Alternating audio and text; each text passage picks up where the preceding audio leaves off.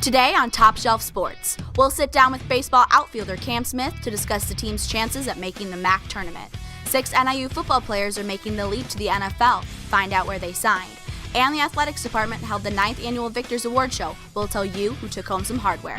Top Shelf Sports starts now.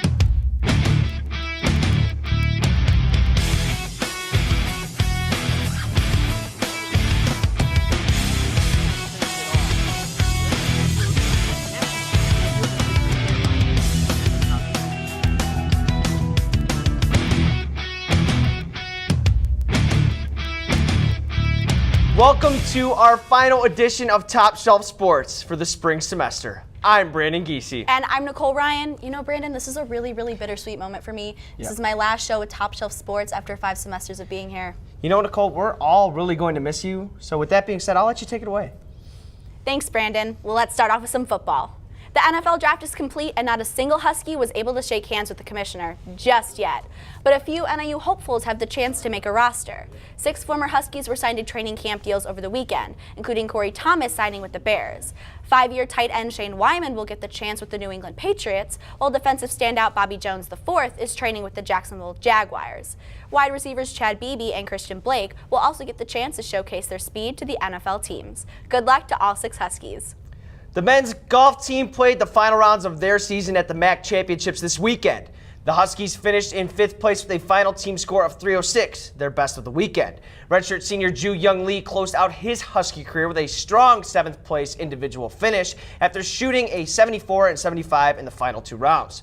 Junior Thomas DeMarco also placed in the top 25 for NIU. Huskies ended their spring season with 2 top 5 finishes.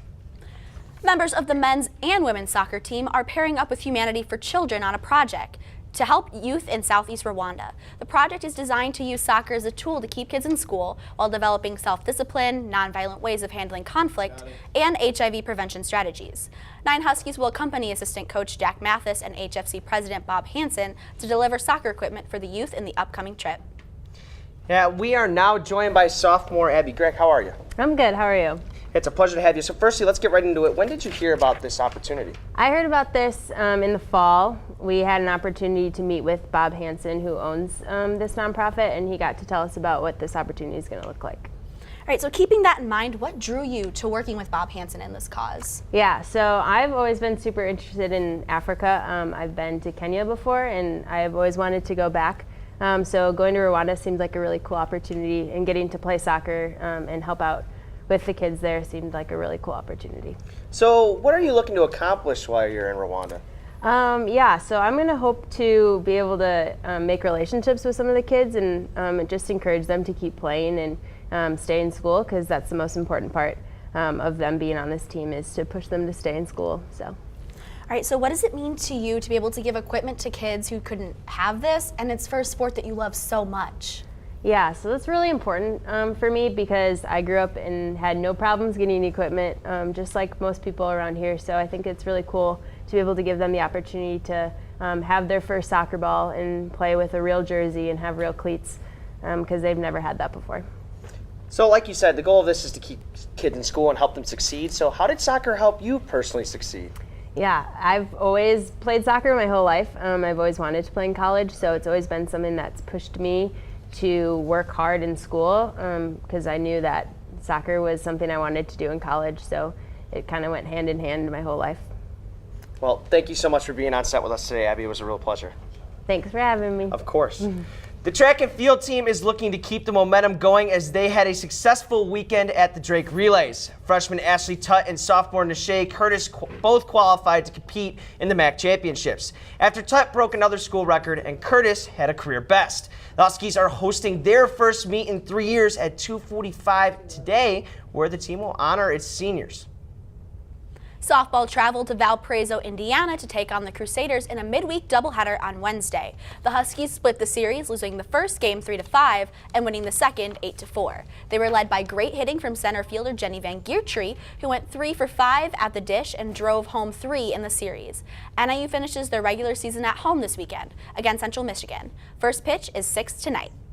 Staying on the diamond, the baseball team welcomes the Toledo Rockets to Cal for a 3-game set. The Huskies are into the home stretch of their season and need to go on a streak to make the MAC tournament. Right now, the Huskies sit in 9th place, 2 games behind a playoff spot. They do have an easier remaining schedule than most teams within the MAC and need to finish strong with only 9 conference matchups remaining. First pitch here in DeKalb is at 3 p.m. The baseball team has had some success at home this season, Nicole. Top Shelf Sports reporter Kobe Price sat down with redshirt freshman outfielder Kam Smith to discuss his season and the team's outlook going forward. Thanks, guys. I'm here with baseball player Kam Smith. Kam, how's it going, man? Going pretty good, pretty good. Just wanted to get off. You're 6th on the team in batting average your freshman year. What did you do to have such success early on in your baseball career? Really just focusing on the things that got me here, and then just working with Coach Pez, our outfield coach, and just working on my hands and things that get to the ball quicker and more bat speed. And after that, I started to hit more doubles, a few more home runs, and coming up in big spots. So just keep doing that. You redshirted last season, so this is really your first year playing. What's been the biggest adjustment from going from travel ball and high school ball to where you are right now? Honestly, I guess the biggest adjustment is just every night, or every day rather, seeing quality arms, so to speak. But I don't really let that affect me. Baseball's baseball. It's just the great thing about it. No matter how big, how small you are, it's just still baseball, no matter what. So just keep playing my game. Who on the team's been instrumental in helping you adjust in terms of team leadership? Team leadership, I'd probably say Coach K himself and Andrew Frankenreiter. Andrew has been a tremendous leader for this program for 4 or 5 years now, and he's so passing the torch to me. I'm just learning what he says and doing what he says, and then talking to my coach and really seeing how he wants things done, and then I'm relaying that back to the team, and just trying to be an overall team guy and whatever the team needs. Speaking of the team, how would you describe the season? How's it gone so far? It's been up and down. It's been rough. Some spots, we've had a lot of bad luck. Record doesn't really reflect, I feel like, how hard we've been playing. But we were playing a number 9 team in the country in Indiana, and we should have took 2 games from them, and they beat us in the last inning on both walk-offs. So, it's been an up and down season. We're fighting right now in the MAC. We're 2 games back. But, in this league, with 9 games left, anything can happen as long as we go out there and play hard. So, with the season coming to a close, has coach or any other team leaders really discussed the end goal or what you're trying to accomplish? The end goal really is just go out there for these last 9 games, just play as hard as we can, and then whatever happens, happens. Last question: how did you choose your walk-up music? How did I choose my walk-up music? So my girlfriend, the first time I saw her, I was just like, hey, you see the girl right there? Like, she loves me, so that's just pretty much how I picked it. And then it just stuck with me throughout the summer, and I picked it again. So, well, thanks for your time, Kam. Thanks for having me. Nicole, Brandon, back to you two at the desk. After the break, round 2 of the NBA playoffs is underway. We'll update you on who's making a serious case to move on to the next round. And it's his airness versus the king. We'll send Emily to campus to find out who you think ranks as the best of all time. You've messed up your son's haircut. Do you try to fix it? Work with what you've got? Or show solidarity? Thank you, babe. You don't have to be perfect to be a perfect parent. Thousands of teens in foster care will love you just the same. I'm Ferdinand. You look at me and think big. You think scary. But I'm a little misunderstood. Sorry I almost killed you. Kids with learning and attention issues are misunderstood too. Take the time to understand. Learn more at understood.org. So we were walking to school. I started thinking about lunch. Mom packed me turkey and cheese. She's I really smart. want cheese pizza. Sometimes her mind wanders. We should have a sleepover. I remember saying, Laura? I think I heard Mom say something. The sign says don't walk. Sometimes it's so overwhelming. I really hope she doesn't I have really another hope I bad don't day have at another school bad day at today. school today. When you can see learning and attention issues from their side, you can be on their side. Go to understood.org, a free online resource with support and tools to help your child thrive. Papa!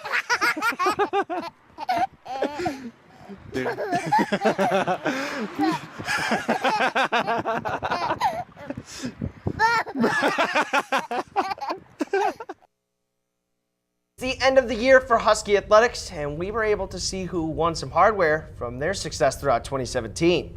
Top Shelf Sports reporter Tom Burton has more from the annual Victors Show. NIU Athletics held its annual Victors Awards ceremony Thursday night at the Carl Sandburg Auditorium. Athletes from all sports across campus gathered to celebrate a night dedicated to NIU sporting accomplishments. Student athletes presented several different awards based on player performance, along with their success in the classroom and in their community. After several days of voting, the polls finally closed and freshman wrestler Nolan Baker took home Player of the Year honors after defeating the nation's number 4 ranked wrestler Justin Oliver at the MAC Championships. Baker's head coach Ryan Ludwig was named Male Coach of the Year after a season where 2 Husky grapplers qualified for the NCAA tournament. On the other side, gymnastics head coach Sam Morelli was named Women's Coach of the Year after 3 gymnasts made it to the NCAA regionals this past season. One of those gymnasts was junior floor standout Anna Martucci, who took home Women's Athlete of the Year after posting a school record of 9.975 on the floor against Western Michigan. Martucci's counterpart of Male Player of the Year was given to redshirt sophomore defensive end Sutton Smith, who was a consensus All-American and MAC Defensive Player of the Year. Smith also helped his team win Male Team of the Year honors. The football team finished with an 8-4 regular season record and qualified for their 9th bowl game in the last 10 seasons. And the gymnasts were not done yet, as they were named Women's Team of the Year to cap off an impressive night at the Victors. Football offensive tackle Max Sharping and junior middle blocker Meg Wallowitz took home Mr. and Mrs. Victor E., an award given to outstanding performance on and off the court. I think it's cool to be nominated against 3 really strong women, and just think it represents the team and how well the team does, and I think that's really cool just to be honored. And last but not least, who doesn't love a comeback story? Paulina Castro won Comeback Player of the Year after winning something bigger in a recent battle with Hodgkin's lymphoma. Upwards of 20 awards were given out to celebrate the achievements of NIU athletics. I'm Tom Burton for Top Shelf Sports. A huge congratulations to all the winners, particularly Paulina Castro. I'd say that's the story of the year. Oh, I completely agree with you 100%. And I think it was 10 times more special for Paulina because she got the award from 2 of her teammates, Courtney Woods and Michaela Voigt. Oh, you're definitely right on that. Well, now let's transition from our very own Husky athletics to the big leagues. Let's send it over to Top Shelf Sports reporter Emily Becerra in the Sports Hub.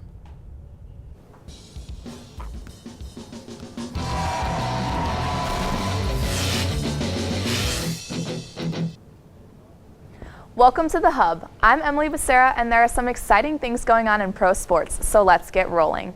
That bad man is back. Yes, Steph Curry made his triumphant return to the court Wednesday and did not disappoint.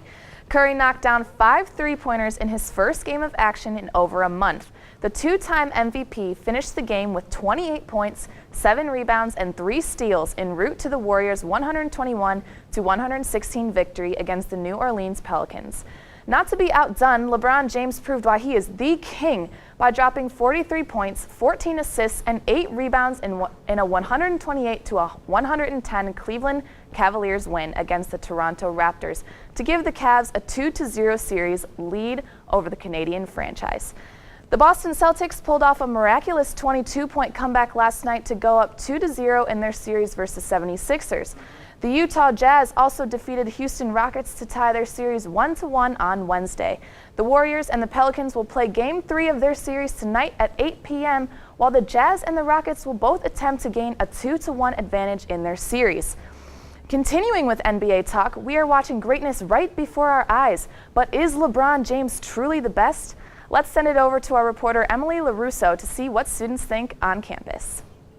Thanks, Emily. With LeBron's first-round perfect record still intact, the debate starts again between him and Michael Jordan. I'm here on campus to see which side students are on. Okay, so who do you think is better, LeBron James or Michael Jordan? I think Michael Jordan's a better basketball player. Why? Well, I mean, being able to go from basketball to being right field for the White Sox and then coming back to basketball is pretty impressive. And then also, I just think LeBron James is kind of a flopper. I've noticed a lot that he falls down in majority of games, and I think Jordan just kept going no matter what was going on. I'd say Michael Jordan is better. Why? Because like back in his day, like there was more aggressiveness and like there was just more like competitiveness Yeah. It's just like now it's just like teams just playing just because they just want to play with other people and they just like want to get money, and it's not like about winning a championship anymore. I would definitely have to say Michael Jordan. What? I think he's just an overall like better player. You think of like history and like he's like one of the best in the game. Just the stats that he put up. I know LeBron is definitely competing with those stats, but I think just the way the competition was, Michael Jordan's better. And then what are some of the similarities and differences between the two, like you think that stand out? Differences, I think MJ was just more of a shooter, while LeBron's like athletic. He knows how to drive in the paint and kick it out to his other teammates. LeBron James could carry the team. I think Michael Jordan also had like a better team around him. Like you just think of the Bulls in the 90s and they're like very strong with Scottie Pippen and everybody else that he played with. So if there's one thing that stood out of Michael Jordan, what would you think it would be that makes him better than LeBron? I'd say his talent and like willingness. He was always on the court. He was always playing his hardest. You know, even if he was getting pushed or something, you know, he just kept playing through everything. I don't know. Maybe his like overall mentality, like he seemed like a very like respectful player. So that's what I'd say. Awesome. It's the Chicago bias, but all the answers were unanimous for Michael Jordan. That's all I have for you guys today. Back to you at the desk, Emily. Well, it looks like hometown fans are in the building, but moving from the hard court to the ice rink. As the NHL playoffs are shaping up to be one of the most exciting in recent years, last night both the Penguins outlasted the Capitals to tie the series at 2, and the Predators went to Winnipeg and beat the Jets 2-1 thanks to goals by PK Subban and Chicago native Ryan Hartman. On the docket tonight, we have the Bruins trying to even up their series with the Lightning and the Sharks traveling to Vegas to try to take out the Red Hot Knights. Might want to get your popcorn out because these series are heating up. The beginning of May has the Cubs going through the blues. The high-priced pitcher Yu Darvish took the loss on Wednesday, giving up 6 runs in 4 1/3 innings pitched. Nolan Arenado took the game over, hitting 2 home runs and driving in 5 RBIs en route to an 11-2 victory for the Colorado Rockies on Wednesday.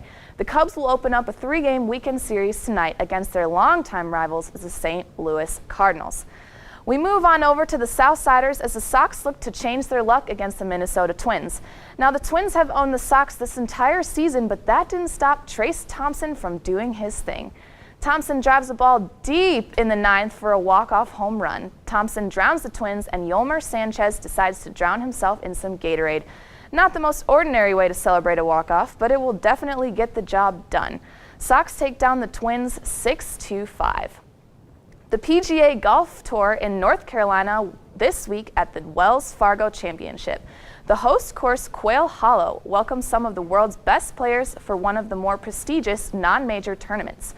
The current leader, Keith Mitchell, is 6 under par with an estimated cut line of 3 over par. Many players are still in contention, including Rory McIlroy and Jason Day. Well, that's all for me in the Sports Hub. I'm Emily Becerra. Back to you guys at the desk. When we come back, the always exciting David Craighead will bring us a new nickname as he updates us on the world of MMA. And we'll show you the final top 5 plays of the semester that you won't want to miss. Stay with us. What?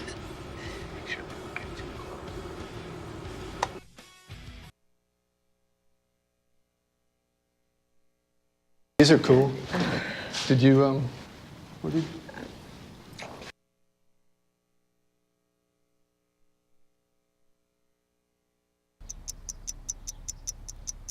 I understand. I know it's not your typical resume. Okay, well. But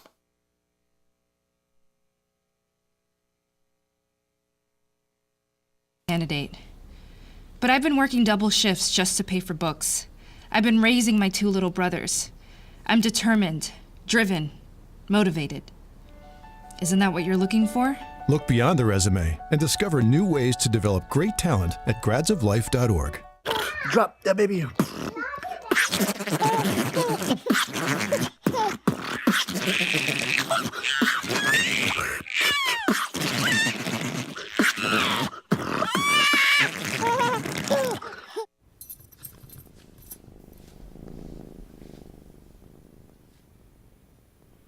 There's a shelter pet who wants to meet you. Meet one today. Visit theshelterpetproject.org. Adopt. Brandon, this is the last chance to get some help for your fantasy team, and we all know how much you've struggled this year. Actually, you know what? It may be a shocker, but my team is doing all right. But I did take my first loss of the season, so I'm going to need Mike Mitchell's help just in case. Welcome to Fantasy. I'm Mike Mitchell. Cinco de Mayo is right around the corner. One thing that's also not just around the corner, but is here is injuries. This week, Corey Seager was officially ruled out for the season with a torn UCL. That makes Dodgers outfielder Kike Hernandez a must pickup. Hernandez is owned in under 8% of leagues and will be given a starting center fielder role, after center fielder Chris Taylor is now going to move in to replace Corey Seager at shortstop. Off to the diamond we go. Look for Red Scooter Gennett to have a big week. Gennett is batting .293 with 14 RBIs on the season and has a favorable matchup this week against the Miami Marlins. He is owned in under 35% of leagues and will give you instant production in your lineup if your second baseman struggling. Over to the hill we go. After a rocky start to the season, the Blue Jays' Marcus Stroman got back on track Wednesday. He allowed 2 earned runs over 7 innings. Stroman is owned in just over 60% of leagues and is a great pickup with another favorable matchup this week in the Mariners. Who knows? Maybe he'll be back to all-star form. Staying on the hill, the A's' Blake Treinen is becoming a more and more viable option on your team. He's a great reliever sporting a 1.29 ERA on the season. He has been an innings machine for the A's pen and is a great pickup to complement any of your fantasy closers. And finally, holy crap, this is my last sleeper of the week. My sleeper of the week is a person who's no longer in baseball, Slammin' Sammy Sosa. Sosa was an icon of the Cubs in the late 90s and a hero to many. Sosa sat down this week with NBC Sports Chicago's David Kaplan and discussed how the Cubs will always be his home. My sleeper, better yet prediction of the week, is that Sosa will not only throw out a first pitch, but will sing the stretch this year at Wrigley Field. That's all for fantasy. Let's give future Hall of Famer Ichiro a tip of the cap as he left baseball yesterday. This is my final Top Shelf sports broadcast. Wow. With it being Cinco de Mayo, I figured my only way is to dance it away. Let's send it back to the desk. Thanks, Mike. You know, Brandon, I really didn't know all that much about the world of mixed martial arts before the MMA discussion. Yeah, Nicole, I've learned a lot about it this semester too, and David's taken us right up to the limit. Let's send it over to David, the Limit Craighead, for one last update. Thanks, guys. I'm David, the Limit Craighead, and this is your last MMA update of the semester. Over the summer, there are 2 standout main events, one in June and one in August, that I want you to watch. First up, a fight card in Chicago on June 9th. It's a fight for the middleweight belt with current champ Robert the Reaper Whittaker brawling against Yo the Soldier of God Romero. This is a rematch for the title after Whittaker won by unanimous decision in July of last year. Whittaker has not fought since beating Romero due to injury in training. Expect this fight to go the distance. It should be an entertaining brawl, and I'm calling a Whittaker win by decision for a second time. This next fight won't occur until August. It's another rematch between 2 men who have a real hatred for each other. TJ Dillashaw is the current bantamweight champ, and Cody No Love Garbrandt is the man who wants to take it all from him. The two have tangoed in the cage before, with the previous matchup ending in a win for TJ Dillashaw. No Love Garbrandt is coming in with some serious knockout power and shot-dodging agility. However, my pick to win this fight goes to Dillashaw, who has already proven he can beat No Love Garbrandt. Either way, it should be a great fight late into the summer. As usual, I'm David the Limit Craighead, and it's been a pleasure. Back to the anchors at the desk. Thanks, David. You know, Nicole, I don't think I can ever get tired of his segment. I completely agree with you on that, Brandon. It's one of the things I'm really going to miss about Top Shelf, how we cover so many different aspects of the sports world. You know, Nicole, what are you going to miss the most? Well, besides all of you guys, it's definitely the top 5 plays of the week. Well, since it is your last time here at the desk, I'll let you take it away. In the number 5 spot, it's Scary Terry, and we can definitely see why he's called that. Clearly, he's learned something from Kyrie Irving. He split the defense while going between the legs and threw an alley-oop to his teammate, Marcus Morris. At number 4, a shot off the bat of Freddie Freeman, but Abdul Herrera is tracking it well. He's going to rob this one right out of the bushes. One of the better plays you'll ever see. Let's take another look. Abdul tipping his cap to Freeman, but This time, he pulls this one right back into the park. Braves take this one 4-1. And in the number 3 spot, we have Houston Rockets guard James Harden going hard in the paint as he did Derek no favors when he dunked on his head. Let's take another look at that. All right, Brandon, that's some skill that he's definitely bringing to the Rockets this year. Oh, yeah. And at number 2, it's possible Rookie of the Year, Donovan Spida Mitchell, the floater, no good. But the tip dunk, absolute destruction of the Rockets. He gets James Harden right back. Jazz pick up the win, 116-108. And in our number 1 spot, we have an incredibly heartwarming moment and my personal favorite play of the semester. And you know what, Nicole? That's for good reason. Local 12-year-old Tyler Nepple has neurofibromatosis. Despite his condition, Tyler has a love of sports, specifically NIU football. During the final play of spring practice, NIU brought out their secret weapon, Tyler. Tyler takes the handoff and is escorted down the field by QB Marcus Childers. He gets some good blocking as Tyler will be joined by the rest of the football team, and he runs this all the way down the field for a very meaningful touchdown.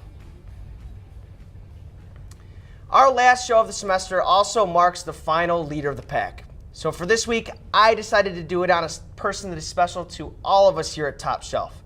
That person is our associate producer and this week's leader of the pack.